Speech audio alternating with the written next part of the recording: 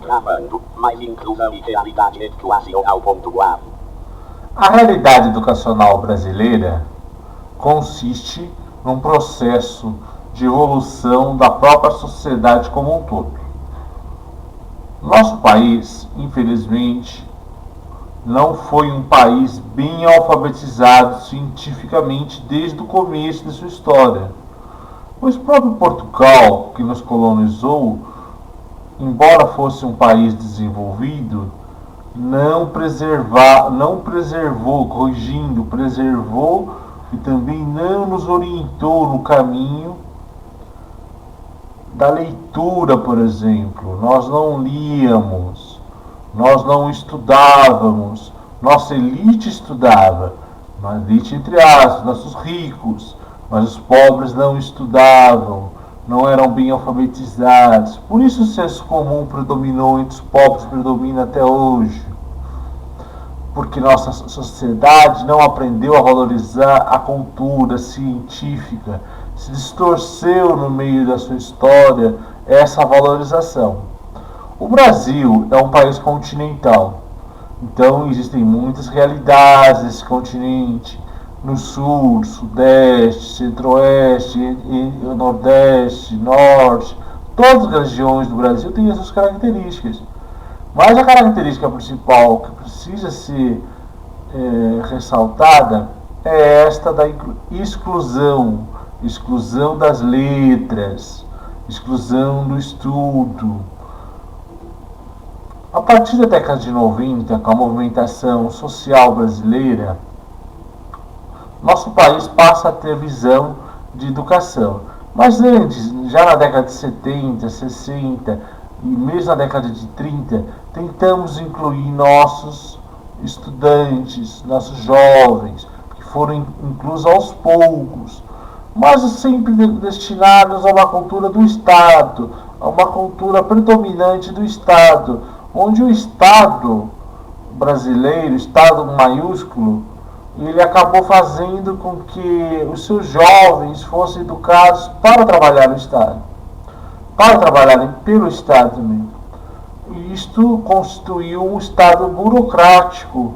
Por isso temos dificuldade hoje em dia, voltando ao nosso tempo, a nossa realidade contemporânea, a realidade hoje. Nós temos dificuldade em separar o Estado da pessoa, da vida privada. A vida privada é muito importante, ter noções de civilidade, ter noções de estudo, começa na família, começa no conjunto da associação da família. E nós não podemos renegar tudo isso ao Estado, segurança, civilidade, noções de cumprimento da ordem cívica e moral. Isto não pode ser garantido apenas pelo Estado.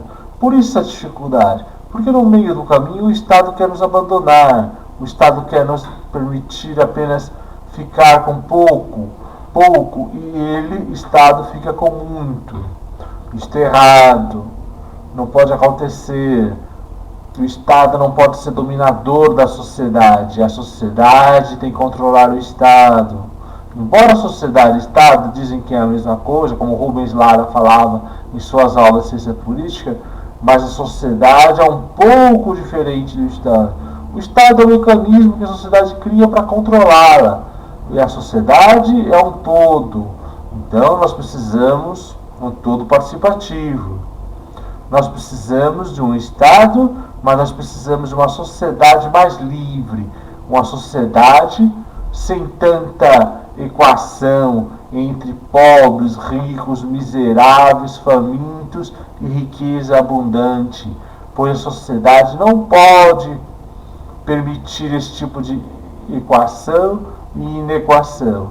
Agora, você ser inadequado a uma sociedade, muitas vezes, é você não permitir participações de outros meios e a sua própria participação, não querer participar, mas é um direito da pessoa viver em paz, viver na tranquilidade. Isso o Estado tem que garantir também.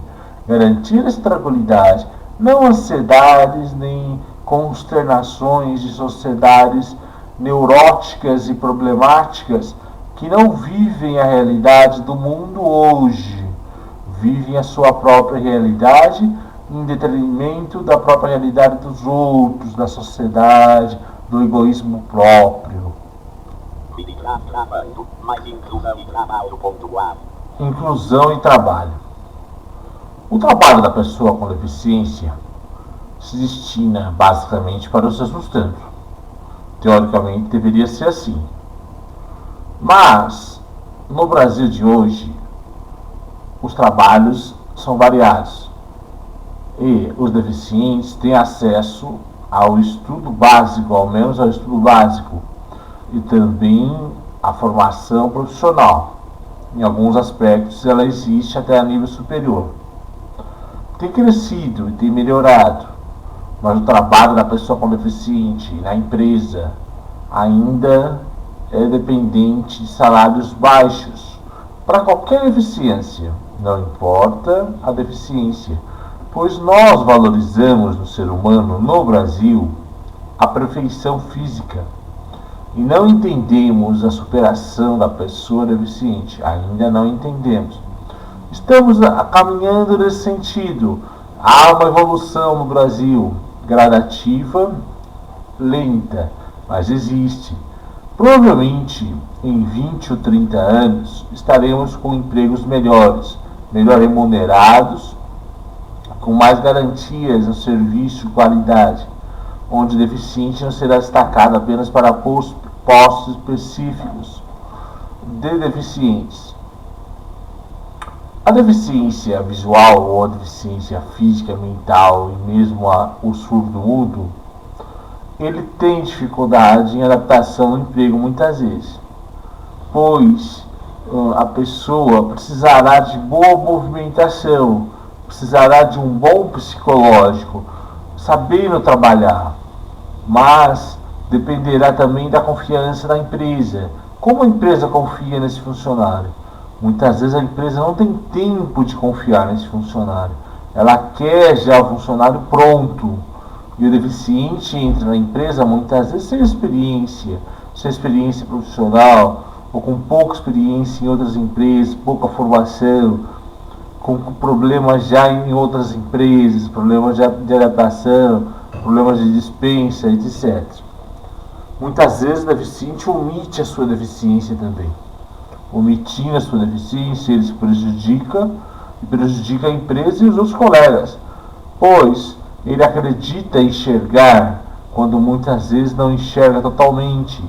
Não que a pessoa não possa adaptar a deficiência, nem possa ter os sentidos bem aguçados, pode sim, mas a pessoa precisa ter consciência da sua limitação, ou seja, ela precisa de leitores de tela, vai precisar de leitores de tela para tudo. Muitas vezes para quase todas as funções do computador. Ligar, desligar, mandar e-mails, etc. Ela poderá fazer funções sem o som, por exemplo, no caso da deficiência visual? Sim, poderá. Poderá fazer funções sem o som. Por exemplo, até instalação de programas pode fazer sem o som, mas dependerá de cada deficiente a sua adaptação ao meio.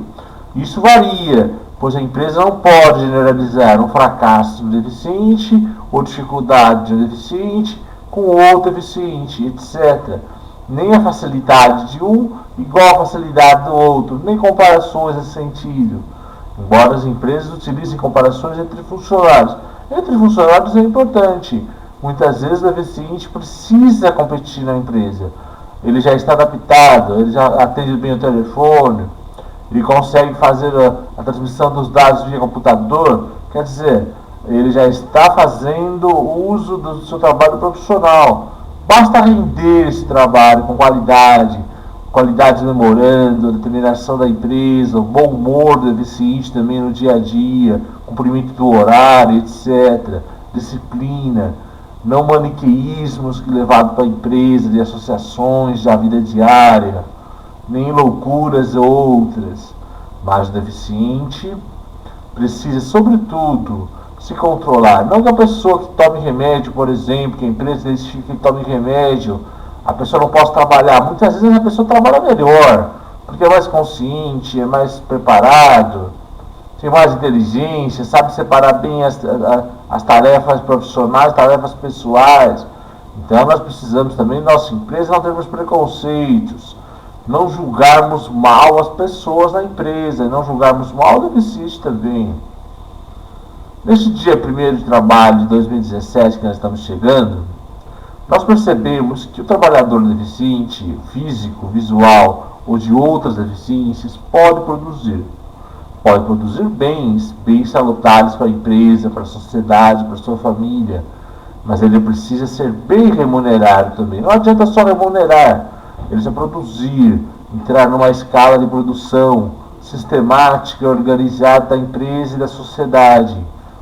O deficiente físico consegue também outras possibilidades, mas tem as suas dificuldades devido à movimentação em ambientes. Muitas vezes adaptações sensoriais também, porque ele carrega outras deficiências consigo, ele traz outras deficiências consigo, corrigindo deficiências mentais, deficiências de paralisia, etc. Agora, quando a pessoa com deficiência mental, é outro caso, só deficiência mental, por exemplo, ela vai ter o seu processo de adaptação à empresa também. Poderá produzir, poderá levar materiais, poderá trazer cartas, poderá trazer memorandos, poderá fichamentos, preparar fichamentos, poderá preparar até trabalhos no computador bem avançados, mas deverá ter um acompanhamento e um treino, como qualquer outro funcionário. O funcionário que vai treinar esse deficiente não precisa ser especializado em deficiência, mas precisa ter a compreensão nítida da limitação e da capacidade do ser humano, vê-lo como ser humano, vê-lo como ser humano, isso é muito importante, pois a empresa precisa também de deficiente. O deficiente pode ser produtivo, pode ser enriquecedor para a empresa, corrigindo, pode enriquecer a empresa com bens de vida, saudáveis, de emoções positivas, mas também não pode esperar só positividade deficiente, pois ele muitas vezes pode sofrer depressões, tristezas, angústias, e isso tudo deverá ser acompanhado pelo membro do RH, como qualquer outro funcionário. Muitas vezes, falar mal de um funcionário para outro, deficiente pode falar mal, pode criticar, mas não criticar em excesso, viu, deficiente? Não criticar em excesso. Nós falamos e nós mesmos estamos ouvindo isso.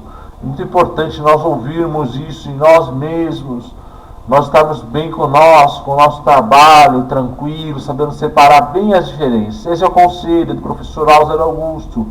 E orientação também. Saber separar bem a deficiência da pessoa, saber separar bem o lado pessoal do lado profissional, dos problemas de casa, da família, da empresa, etc.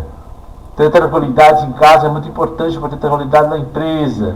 Mesmo que você não tiver tranquilidade, se tiver dificuldade, corrigindo, tiver dificuldade, não se abata, seja forte, seja perseverante, você conseguirá. Pedimos para as empresas, valorizem o trabalho. Quando notar o trabalho deficiente, não misturem trabalhos de ansiedade de outros profissionais com aquela pessoa. Muitas vezes a pessoa é ansiosa, mas o outro não é ansioso, o outro deficiente não é ansioso. Nós nos vemos assim, queremos que os outros sejam assim também. Isso é errado. Vamos valorizar a empresa que paga bem, mas que dê oportunidade. Muito obrigado. Até a próxima. Gravando mais inclusão 002.4. A inclusão brasileira começa a tomar forma a partir do momento que o nosso país se torna independente, isto com Dom Pedro I. Na criação de institutos de pessoas com deficiência, já se mostra um caminho que o Brasil tomaria como a sua inclusão futura inclusão, repetindo. Mas a inclusão passa também por questões de ordem, de outras categorias, de outros tipos de necessidades especiais, como são os menores, como são os homossexuais, como são o caso das mulheres, dos idosos, etc. Nesta obra, trataremos apenas da inclusão da pessoa com deficiência visual, física, mental e auditiva, ou surdo, como gostam de ser chamados. A inclusão da pessoa com deficiência visual tem início também com a própria colonização do Brasil. Porque o Brasil, quando foi colonizado, os deficientes visuais que aqui chegavam, muitas vezes não eram bem aceitos, ou conviviam na sociedade conforme as condições da mesma. Já em Portugal se tentou formar associações, mas os cegos eram excluídos porque não podiam assinar. Agora, a obra em si trata dessa inclusão. A inclusão, vamos tomar início assim, com o Instituto Benjamin Constant, no século XIX, foi importante. Importante para que os cegos tivessem acesso à leitura, acesso a uma reabilitação e a um processo científico que era trazido de fora, como é até hoje na nossa história, embora tenhamos produzido ciência também. Nossa ciência não é atrasada, mas é uma ciência um pouco burocrática, ou seja, depende ainda de instituições que fazem exames, que fazem seleções, acompanhamentos dos candidatos e publicações. Nosso país é um país que precisa se desenvolver cientificamente, mas para isso, as noções que nós temos da Europa, ou temos dos Estados Unidos, por exemplo, que é considerado um país mais avançado cientificamente do que o Brasil, ou pelo menos teoricamente mais avançado, ou de outros países do mundo, da Ásia, etc. Bem, essas noções são importantes. Importantes nós levarmos nossos jovens, é importante levarmos nossos jovens a estudar fora. Mas é importante também entendermos nosso processo psíquico de formação cultural, onde o homem branco, o índio e o negro são considerados muitas vezes místicos, ou seja, místicos. Também a questão da dependência do outro, a questão da exclusão, isso forma a nossa cultura e a nossa identidade cultural, a nossa identidade cultural. Com o negro, nós trouxemos a alfabetização muitas vezes do Brasil, porque os africanos não eram tão atrasados em relação aos europeus como se imaginava, ou pelo menos eles também possuíam uma cultura. Isso podemos afirmar, possuíam uma cultura. Talvez em outras épocas fosse melhor dizer: os africanos eram povos subdesenvolvidos, selvagens, mas não eram tão selvagens assim como se imaginava. Mas este africano, ao chegar no Brasil, provocou situações diferentes. Ou seja, eram muitas vezes pessoas ligadas a reinos, a príncipes da África, pessoas excluídas da África, mas que tinham cultura também. Tinham cultura. Mas a cultura do africano uniu-se com o homem branco, o europeu, ou no caso, o português, o espanhol, outros povos que vieram para cá, naquele período, e nós formamos a nossa identidade da pessoa com deficiência visual. Ou seja, uma pessoa com instrução baixa, com muitas vezes considerada mística e muitas vezes também excluída, que não podia se reproduzir na sociedade. Esta é a nossa identidade cultural, trazida também do índio, que não poderia se reproduzir. Agora, nós temos em mente que esta identidade evoluiu. Evoluiu no século XIX, evoluiu no século XX também, com o nosso Código Civil. Evoluiu em outras épocas, décadas de 30, 40, conforme os deficientes foram assumindo papéis da sociedade. E mais especificamente, na década de 90, os deficientes visuais assumiram um papel importante, assumiram o papel de sua própria identidade. O Braille assumiram o papel da informática como propagadora de sua cultura e de seu sistema de vida. Pois o deficiente também possui um sistema de vida próprio. Não que ele seja tão diferente dos outros, mas ele tem adaptações culturais, adaptações científicas, adaptações necessárias à sua cultura, à sua psicologia, ao seu próprio entendimento do mundo, muitas vezes. Travando, mais inclusão 003.guav. A inclusão brasileira tem um psicológico. O psicológico da inclusão no Brasil inicia-se principalmente com nossa miscigenação cultural, com nossa antropofagia ou mudança de hábitos que nós adquirimos no Novo Mundo, quando os imigrantes aqui chegaram a partir do século XX, e também com o pós-guerra, com a evolução natural e econômica do Brasil, com o regime militar, com os projetos educacionais brasileiros, etc. Por que a educação tem esse paradigma com a inclusão, ou essa semelhança com a inclusão, ou essa correlação, corrigindo, com a inclusão? Porque a educação formou o brasileiro. Nós começamos com projetos de Anísio na década de 30, depois o projeto Mobral, depois projetos de alfabetização que se seguiram. E nós sempre tivemos, como Paulo Freire, por exemplo, e nós sempre tivemos o hábito de alfabetizar os deficientes nesses moldes. Mas o deficiente, ele tem um psicológico próprio, ou ele tem um psicológico na sua inclusão? Na sua inclusão, a pessoa com deficiência produz muitas vezes expectativas que advêm da relação econômica que esse deficiente tem na sociedade. Pois se ele é independente economicamente, ele terá um outro pensamento, outras características físicas e também características emocionais. Mas se não é independente, por exemplo, dependente econômico, se ele se torna dependente econômico, ele terá características da associação, da instituição, da empresa, etc. Então, essas características são muito importantes.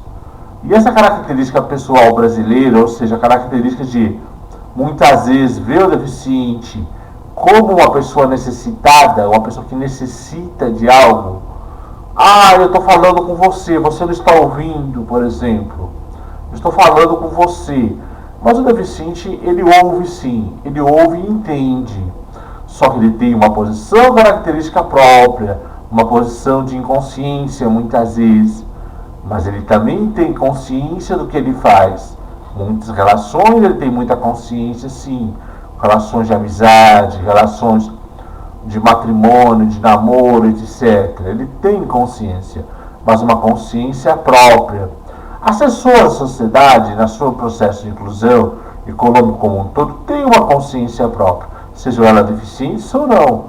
O não deficiente tem uma consciência pessoal, ou seja, ele tem uma consciência e um processo de psicologia na inclusão, onde ele vai necessitar dos recursos. E ele precisará, muitas vezes, ter paciência, necessitará ter paciência, corrigindo. Porque a sociedade evolui aos poucos, principalmente uma sociedade continental como o Brasil, um continente como um todo, que fala português e que tem a nossa cultura através da televisão, através do rádio, transmitida para todo o Brasil, através da música, da literatura, etc., para a nossa comunicação pessoal de brasileiros. Essa sociedade precisa ter mais paciência muitas vezes. Mais paciência um pouquinho que as outras sociedades, são menores, são projetos diferentes de sociedade, de mundo, de filosofia. Aqui nós precisamos encontrar uma filosofia própria, Mas nós não temos a filosofia própria ainda. Nós precisamos encontrar uma inclusão própria. Nós temos a nossa própria inclusão. Não é? Isso nós temos mesmo.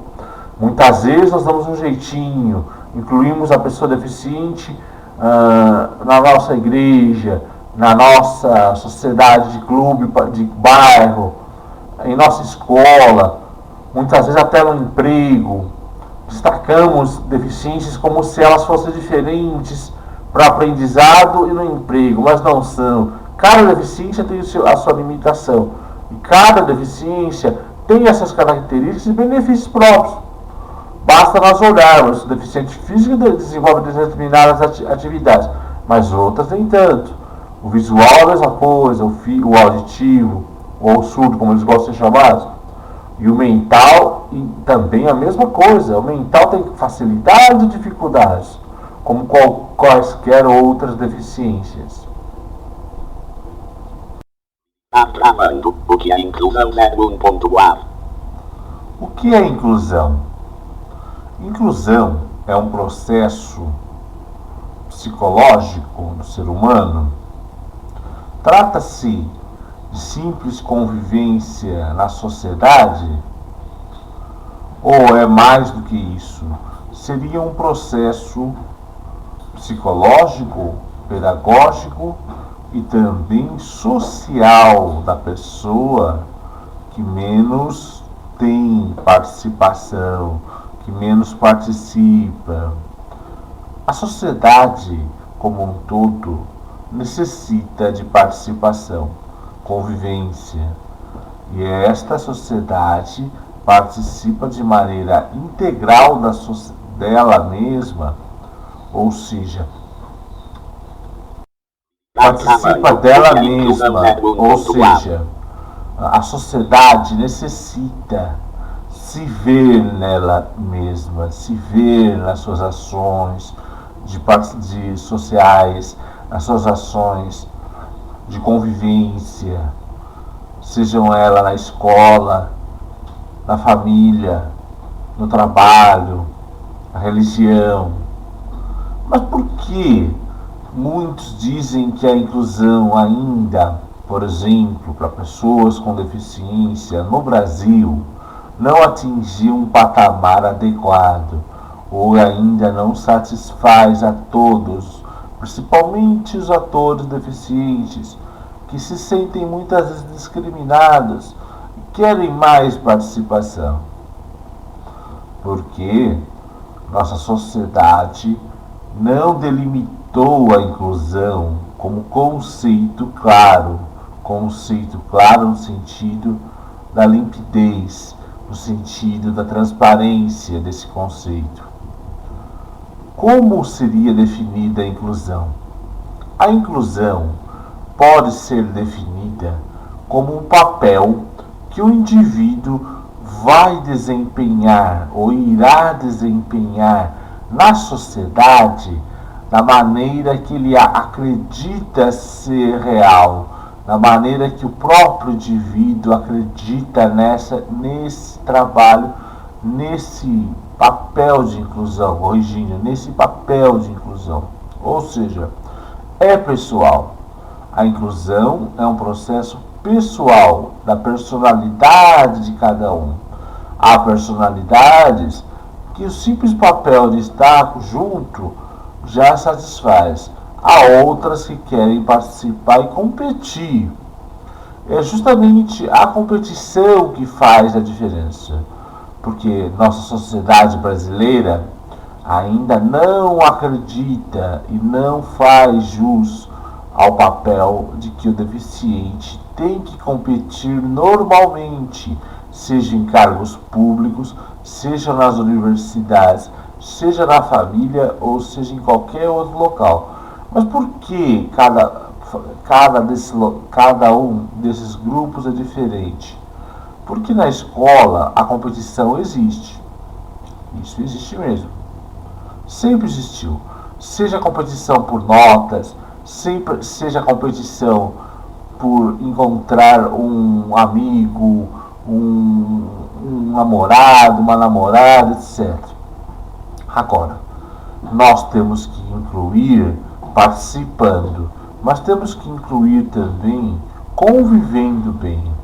Muitas vezes há pessoas que não podem competir tanto, ou que não conseguem, não querem competir tanto. Mas por que o esforço dessas pessoas é considerado menor ou impulsiona menos esse indivíduo? Porque a pessoa deficiente, no seu papel de inclusão, por exemplo, o deficiente visual, o deficiente físico, o mental, o auditivo ou surdo, como eles gostam de ser chamados, tem papéis diferentes, tem mecanismos de absorção diferentes, tem papéis no sentido de serem levados a acreditarem na inclusão de uma outra forma para cada pessoa. Muitas vezes a deficiência é ressaltada. E não superar a deficiência muitas vezes é considerado um defeito. Mas por que a pessoa tem que ser inclusa, aceitando a deficiência e com os papéis claramente definidos? Você é cego, você é deficiente, você é surdo.